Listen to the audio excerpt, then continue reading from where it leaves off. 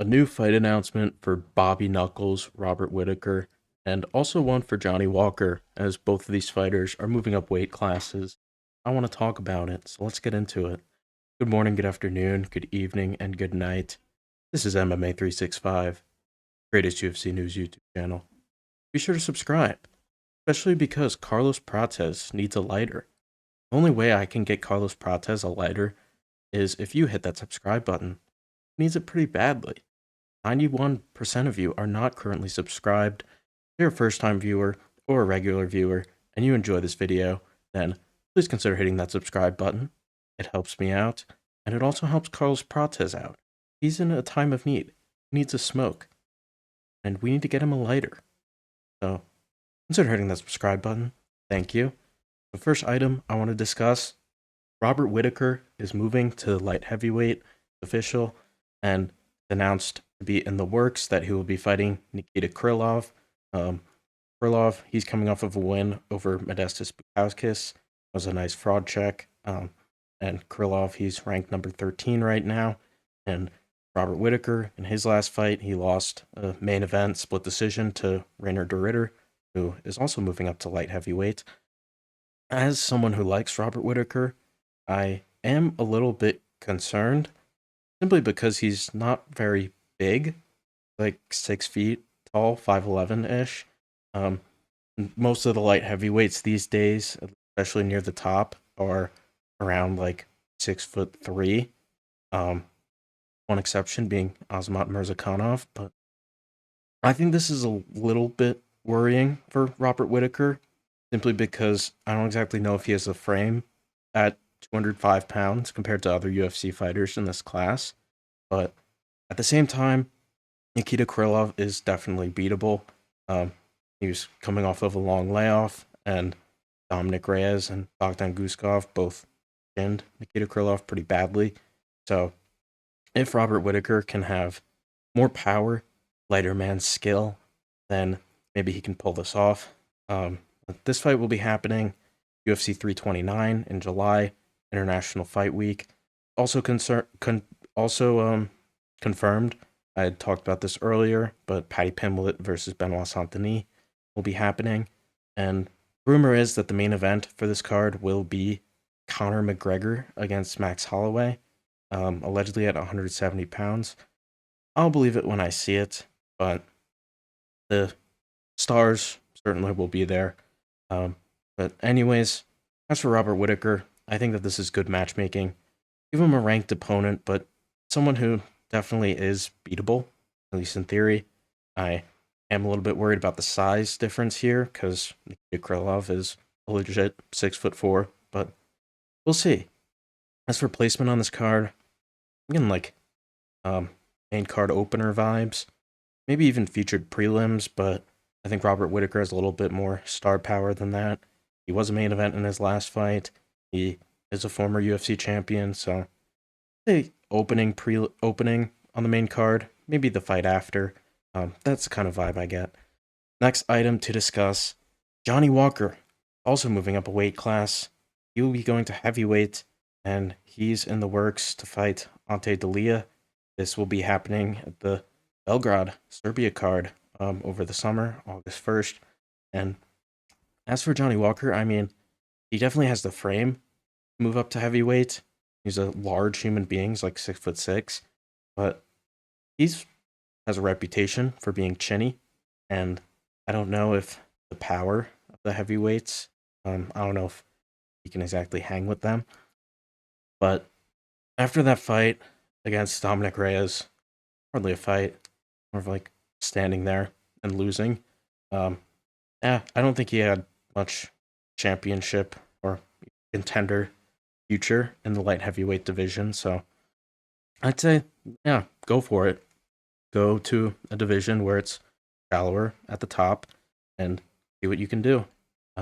Maybe a more natural weight class. I'm not sure how much weight he had to cut, Johnny Walker, but probably quite a bit. And maybe that's why his chin could seem cracked. Cutting a bunch of weight, being depleted, definitely isn't good for your endurance. So, all in all, I consider this a good move for Johnny Walker. This isn't being announced as the main event, which at least not yet. But hopefully this card has some nice depth. Um, Maybe even a Yuri Prohaska event. I think that would be nice, but I wouldn't exactly expect Yuri Prohaska to main event. Um, but yeah, Ante Delia, he's Croatian. Get him a fight near his home country. I don't know if Croatia and Serbia.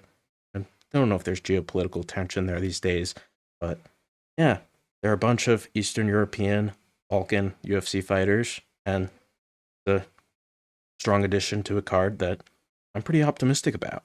So, all in all, I give this thumbs up. Uh, Last item I want to discuss happening in like 12 hours from now.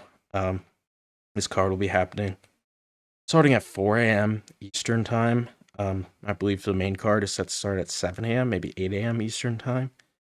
Jack Della Maddalena versus Carlos Prates, Perth, Australia. Uh, Banger main event. Card has a lot of depth to it, also, which I appreciate. Uh, Getting a bunch of Australians on here, but quality fights all around. Obviously, this main event, I consider this a must watch. There's Carlos Prates. I mean, anything can happen. I think with Carlos Prates, you just need to be locked in for all 25 minutes of the fight. I mean, against Ian Machado Gary, Ian Gary convincingly won, but Carlos Prates put Ian Gary in a lot of danger at the end of the fight. So that fight was on the verge of getting finished if it went like another minute. So that's the kind of thing that Carlos Prates can do. And ADM, I mean, he's former champion. This is his first fight back since that loss to Islam Makhachev. And striker versus striker should be a banger. I have high hopes for this one. So probably will be awake by the time that fight starts. Anyways, co-main event. Beneil Dariush, coming off of getting chinned, going against Colin Salkeld. I don't know what the odds are, but I expect them to be very lopsided. Dariush did beat Renato Moicano not too long ago, so maybe Unk still got it, but I have high hopes for Colin Salkeld. He's young, he's extremely talented, and nice for him to get another fight in Australia. Tim Elliott against Steve Erceg. This is another fight. This is ranked versus ranked among two flyweights. Elliott, he beat Kai Asakura a few months ago, and Steve Erceg, former champion contender. So good fight here. I'm excited about that one. And Mauro Nahiki, he had a very nice UFC debut against Harry Hardwick. Ali Schmid is stepping up on short notice. He's Australian. So he trains with City Kickboxing. Maybe there's something here. He can do a little anyway action, but can't say I exactly have high hopes for Ali Schmidt, but good luck out there. Have fun. All the best to you, Ali Schmidt. Talk the world. And looking at the rest of the card, Shamil Gaziev, the meal deal against Brando Pericic. I don't think Brando Pericic is in the rankings yet, but if he wins this fight, he definitely will be. Tai Tuivasa, his first fight since that disaster against Alison Teixeira, going against Louis Sutherland. Someone pulled out. I don't remember who, but Sutherland is stepping up. Cam Rouston, I think he has a bright future in the middleweight division. Also a City Kickboxing guy. He has another fight. Robert, I'm not going to attempt to pronounce it. And Junior Tafa, Jacob Malkoon. All in all, I think that this is a very solid card. Certainly Australian heavy, but there are a lot of really good Australian UFC fighters. So I'm looking forward to this one. We'll be starting at 4 a.m. Eastern time, and I won't be waking up that early, but maybe I'll set an alarm. Who knows? Because I think that this is a really good card. That'll conclude this video for now. Be sure to subscribe if you enjoyed it. Thank you for watching.